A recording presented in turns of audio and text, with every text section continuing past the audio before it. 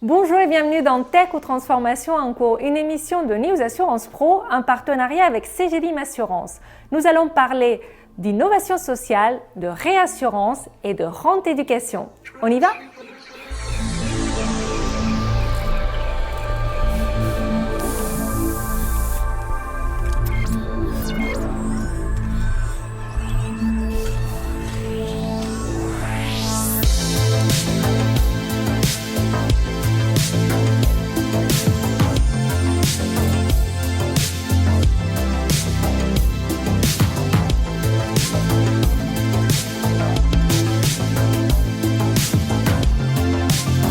Aujourd'hui, nous recevons Bertrand Boré. Vous êtes président de Care for All et Guillaume Turel, vous êtes directeur général adjoint de CGLIM Assurance. Bonjour à tous les deux. Bonjour. Alors, nous allons parler de Care for All. Care for All, c'est le courtier captif des entreprises de la famille Moulier. Alors, nous allons voir comment ce courtier a été créé fin 2025 afin d'optimiser les couvertures de protection sociale des entreprises de l'écosystème Moulier. Avant de vous interroger sur vos objectifs, je vous propose un petit reportage afin de comprendre comment cette famille a été pionnière dans l'accompagnement social de ses salariés. L'association familiale Mullier regroupe les investissements de la famille Mullier, parmi lesquels Auchan, Leroy Merlin, Decathlon ou encore Kiabi. Les 1500 héritiers possèdent des participations dans des dizaines d'entreprises qui emploient 200 000 collaborateurs. Originaire du nord de la France, la famille Mullier fait partie des entrepreneurs chrétiens qui se sont inspirés de la doctrine de l'Église pour accompagner leurs collaborateurs sur le plan social. Auchan était pionnier dans le 1% logement, à savoir l'allocation de 1% de la masse salariale pour financer des logements pour ses collaborateurs. La famille est très attachée à la notion de partage de la valeur et a été précurseur en ouvrant son capital aux salariés dans les années 1970. Aujourd'hui, 85% des salariés de l'écosystème sont associés au capital des entreprises grâce à des mécanismes d'intéressement et de participation. Bertrand Boré, pourquoi la famille Mullier a décidé de créer un courtier captif pour ses entreprises ?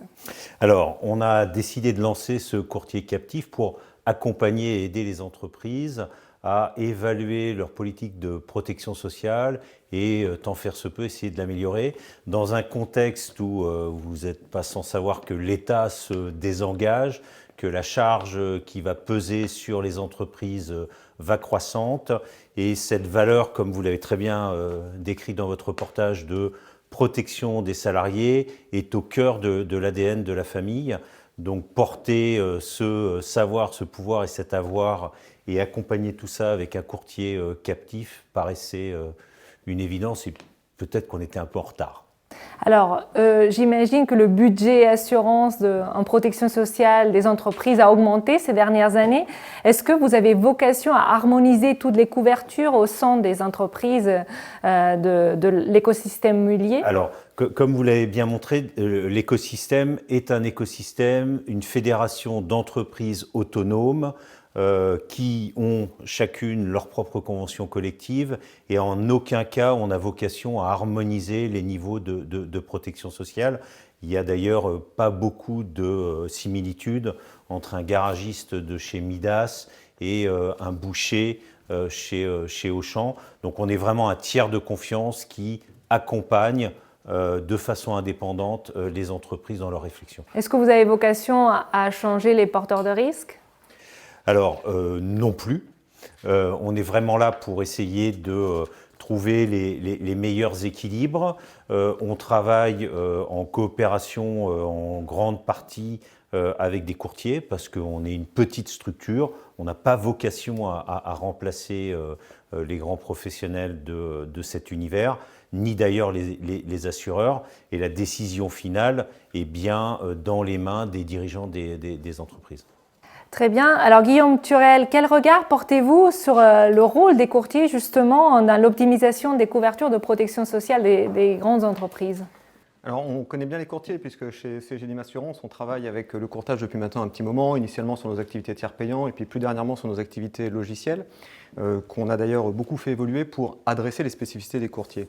Le courtier, au-delà de son activité première de vente et de distribution, a une vraie expertise technique et apporte un conseil auprès de ses clients. Mais également, ce qui est au cœur de sa réflexion, c'est la relation client et la proximité avec son client, qui lui confère une connaissance très forte de ces populations, des populations à adresser. À ce titre, il a une vraie capacité à connaître le niveau de sinistralité, les besoins de ces populations, et donc d'identifier les garanties qui vont répondre à ces besoins, voire de construire et co-construire avec les porteurs de risques ces garanties. En complément, il a également la capacité à mettre en concurrence les porteurs de risques pour, in fine, faire le meilleur choix dans le ratio couverture versus budget. Donc un rôle essentiel. Capital. Ok, très bien.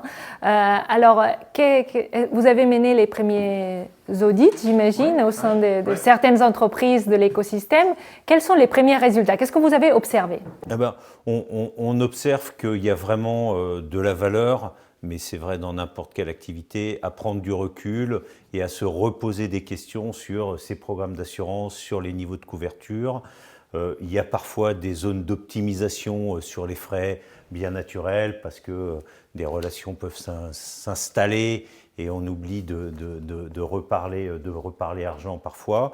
Mais la partie la plus intéressante, c'est le dialogue qu'on enclenche avec les DRH, avec les partenaires sociaux également, pour se dire, ne faudrait-il pas, à budget équivalent, réallouer certaines garanties, mettre plus le poids du corps sur des rentes pour les familles, etc. etc.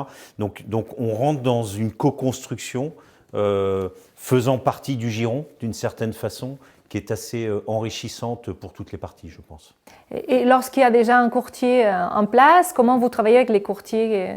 On travaille essentiellement en co-courtage, hein, et puis il y a un tas de services qu'on n'a pas vocation, nous, à reproduire.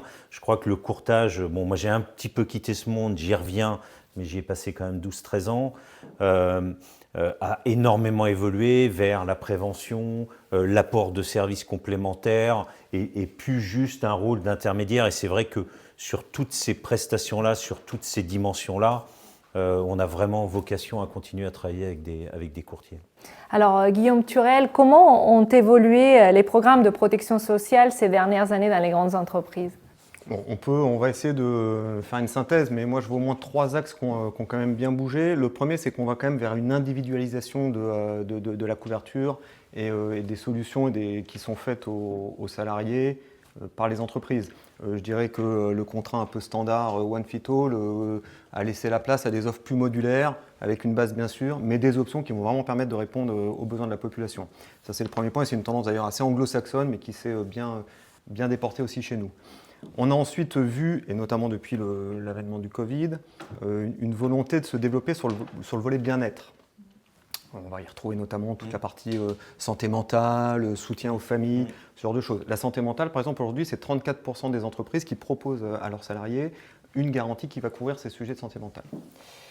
Enfin, le dernier point, c'est qu'il y a besoin de maîtriser ses coûts, hein, et en particulier depuis le Covid, les cotisations santé sont sur une augmentation annuelle de l'ordre de 5 à 10% en moyenne, hein, c'était 8% en 2024.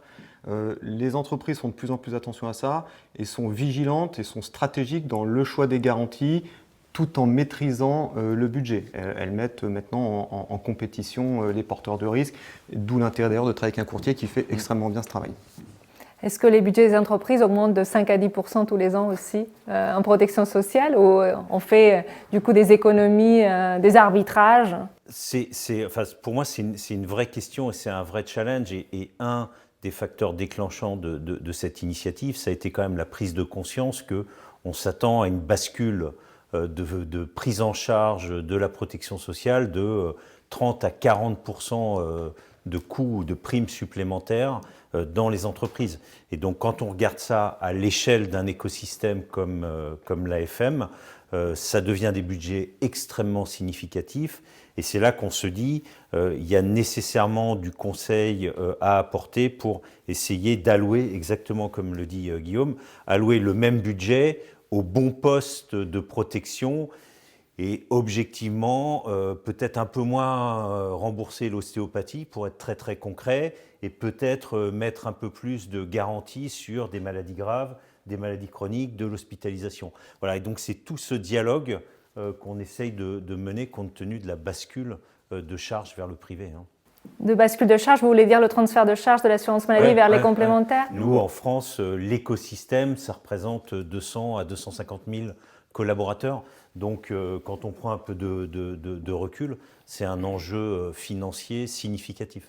On va parler un peu de réassurance parce que finalement, vous avez plusieurs entreprises, vous avez une capacité de mutualiser la réassurance. Comment vous allez travailler? Est-ce que vous avez envisagé la possibilité de créer une captive de réassurance? Nous, on est dans un écosystème d'entrepreneurs, donc on envisage tous les projets. Le point de départ, c'est que la mécanique de réassurance et de captive de réassurance, ça existe déjà dans l'écosystème sur la partie dommages. Là, aujourd'hui, la feuille de route de Care for All, c'est vraiment d'installer un service de conseil à côté de nos partenaires courtiers et assureurs au bénéfice des collaborateurs et des entreprises. Cette étape de captive de réassurance, elle viendra probablement dans nos réflexions, mais un petit peu plus tard. D'accord, mais là, sur la réassurance, vous allez quand même jouer la carte de la mutualisation? Moi, en tant qu'ancien assureur, il y a des questions qui se posent. Il y a certainement des marges de manœuvre à aller dégager par une captive de réassurance. En compensant certains risques. Enfin voilà, il y a certainement quelque chose à faire, mais c'est un projet un petit peu plus lointain dans notre feuille de route. Si vous arrivez à dégager des marges de manœuvre, est-ce que vous allez réallouer les ressources à l'intérieur du programme d'assurance ou réduire le budget? Non, l'idée c'est vraiment dans la logique de l'ADN de la famille, c'est qu'au niveau de chaque entreprise, on arrive à renvoyer des marges de manœuvre pour garantir un niveau de protection sociale optimal qui, selon nous, doit tangenter un remboursement autour de 80-90% des dépenses engagées sur des pôles de santé essentiels et importants. Et puis en cas de risque, malheureusement, de décès qui arrive, être sûr que ceux qui vont rester vont bénéficier d'une rente à minima éducation ou ce genre de choses. Donc l'idée n'est pas de dégager du bénéfice ou de devenir la World Company aux côtés de nos partenaires, mais vraiment de renvoyer ces bénéfices vers les entreprises, vers les DRH et vers les partenaires sociaux. Alors Guillaume, les captifs de réassurance, on en a parlé, surtout un dommage. Est-ce que c'est un bon modèle? Qu'est-ce que vous en pensez? Alors déjà, factuellement, c'est un modèle qui se développe, puisqu'il y avait 4 captifs de réassurance en 2019, il y en a 22 à fin 2025. Une croissance qui est là, qui a été favorisée par les pouvoirs publics à partir de 2023, puisqu'un décret a été passé pour aligner le modèle français au modèle luxembourgeois, Malte, sur tout ce qui est provision pour sinistre. L'objectif, c'était de favoriser que les captifs se fassent plutôt en France plutôt qu'elles partent dans ces pays-là, bien évidemment. Force est de constater que ça a bien fonctionné. Alors, Bertrand en a déjà beaucoup parlé. Il y a forcément, ça pose des questions et il y a des avantages qui sont indéniables, la centralisation du risque, la maîtrise de celui-ci. Sur la partie dommage, parfois, il y a des sujets compliqués à assurer, les risques émergents comme le cyber, le climat, où on trouve de plus en plus de difficultés à assurer. Le porter soi-même, c'est un choix à faire. Mutualiser certains risques aussi au sein de l'entreprise, tout ça sont évidemment des avantages indéniables. Il y a aussi une maîtrise budgétaire qui peut être un peu plus forte. On parle quand même de baisses qui peuvent aller jusqu'à 15%. Donc, in fine, là encore, on retombe dans une meilleure optimisation du ratio couverture globale, maîtrise de son budget. Après, c'est pas anodin, ça se fait pas comme ça d'un claquement de doigts. Obtenir l'agrément d'une captive de réassurance, ça peut prendre du temps. Je crois que le groupe Bell a mis 2 ans à avoir cette obtention. Ça, c'est le premier point. Et puis le deuxième point, c'est que malgré tout, il faut quand même des fonds propres, il faut des provisions pour risque, et donc des équipes. Et des équipes. Et donc ça, c'est quand même un point qui n'est pas anodin et qui favorise aujourd'hui plutôt les grands groupes, qui sont ceux d'ailleurs qui ont développé les captives d'assurance, plutôt que les entreprises de taille intermédiaire. Bon, on prend rendez-vous dans quelques années pour voir si vous avez réussi. C'est ça. Alors, j'ai une question sur la branche santé de l'écosystème Mullier. Est-ce que vous imaginez des passerelles, des synergies entre les entreprises de cette branche et le courtier captif? Absolument, et également avec nos courtiers partenaires. Donc oui, Créadev, qui est la société d'investissement et de diversification de la famille, investit depuis de longues années dans le secteur de la santé. autour du grand âge, avec une société qui s'appelle WeHelp, groupe maison de famille. On investit dans des réseaux de soins, dans l'optique, médecins généralistes. On investit également dans la dermato. Donc voilà, donc on a tout un panel de PME, d'ETI, avec une thèse qui consiste à rendre accessibles les soins. Notre thèse est assez simple, et sur le grand âge, prendre en charge nos aînés dans des conditions respectueuses. Donc c'est vrai que l'initiative Care for All que nous portons avec Nicolas Pagès, elle s'inscrit dans cette logique de prise en charge des soins et notamment de financement de cette santé. Et c'est la raison pour laquelle elle se retrouve au cœur de notre dynamique santé chez Credev. Donc l'idée, c'est de faire bénéficier les salariés des entreprises de ces services ? Absolument. Donc progressivement, on ouvrira en fonction des emplacements géographiques aussi, parce que pour déployer une offre de soins au niveau national, il faut avoir des dispositifs nationaux, ce qui n'est pas toujours le cas en fonction des sociétés qu'on anime. Sur l'aide à domicile, par exemple, on est en train de développer un partenariat avec WeHelp, qui a acquis l'année dernière Onella et qui devient le 3e ou 4e acteur national. Donc là, on commence à avoir un market reach qui permet d'offrir des services à un plus grand nombre de collaborateurs. Une question également sur l'avenir de ces couvertures de protection sociale. C'est vrai que vous avez une vision assez large. Voilà, au sein de l'écosystème, il y a des petites entreprises, des grandes entreprises, mais si je vous demande quel serait le niveau de couverture idéal dans les prochaines années c'est ce que je vous disais tout à l'heure, c'est-à-dire que nous, on pense, on aimerait permettre une couverture de 80 à 90% des dépenses de santé. Ça veut dire que ça va devenir pour les directions des ressources humaines, pour les comités de direction, un vrai enjeu d'arriver à maîtriser ce poste de dépenses, d'allouer les dépenses au bon risque.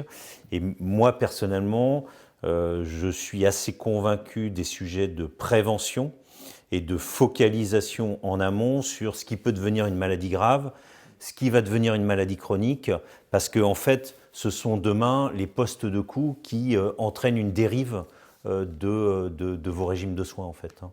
Donc le focus sur la prévention et sur l'amont, à mon avis, fait partie de l'équation pour que demain, dans l'écosystème, on arrive à maîtriser les dépenses de santé et qu'on reste dans un taux de couverture des frais engagés de 80 à 90%. Et vous, Guillaume, quel est le niveau de couverture idéal selon vous pour les prochaines années ? Mais je rejoins Bertrand sur le point de la prévention. C'est clair que je pense qu'on va... L'enjeu, il est de passer d'un modèle où on rembourse des soins à un modèle où on évite d'avoir besoin de soins. Ouais. Globalement, je pense que ça, tout le monde s'accorde. Ensuite, ce qu'a évoqué Bertrand, je pense qu'on va le retrouver aussi, le transfert de charges qui a été enclenché de l'assurance maladie vers les organismes de complémentaires. Je pense qu'il ne va pas s'arrêter. On est dans une logique de désendettement. Je pense que ce n'est pas prêt de s'arrêter.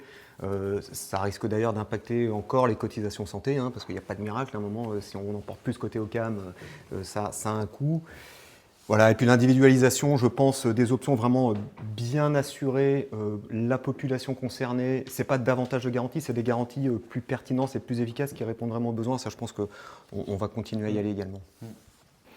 Très bien. Avant de vous quitter, j'ai une question sur comment a été accueillie la création de Care for All par les courtiers et les assureurs de la place. Est-ce qu'ils étaient contents de voir arriver un courtier captif au sein de l'écosystème Mullier ? Moi, en tout cas, j'étais hyper content de les retrouver. Voilà.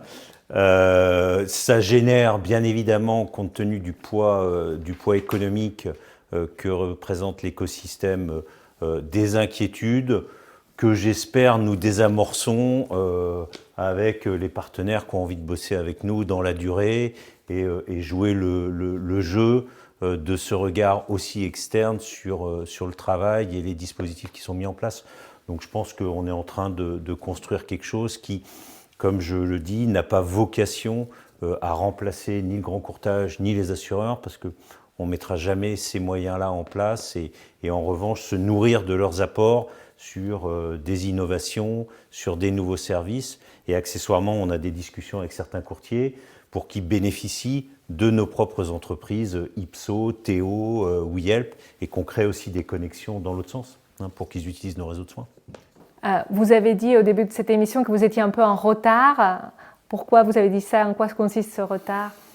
Dans le sens où cette préoccupation aurait peut-être pu être prise en considération un petit peu plus tôt dans l'histoire de cet écosystème, mais voilà, c'est pas dans notre culture immédiatement de parler de ces lignes qui sont sur le bulletin de paye et puis qui sont un peu moins importantes que la top line quand on fait du retail ou que les BITDA, etc. etc. Voilà, c'est pas forcément des lignes qu'on regarde tout de suite quand on est dans nos industries. Vous comptez rattraper ce retard? Qu'est-ce que vous en pensez? Merci beaucoup, merci à tous les deux d'avoir répondu à nos questions. Je vous retrouve bientôt sur News Assurance Pro.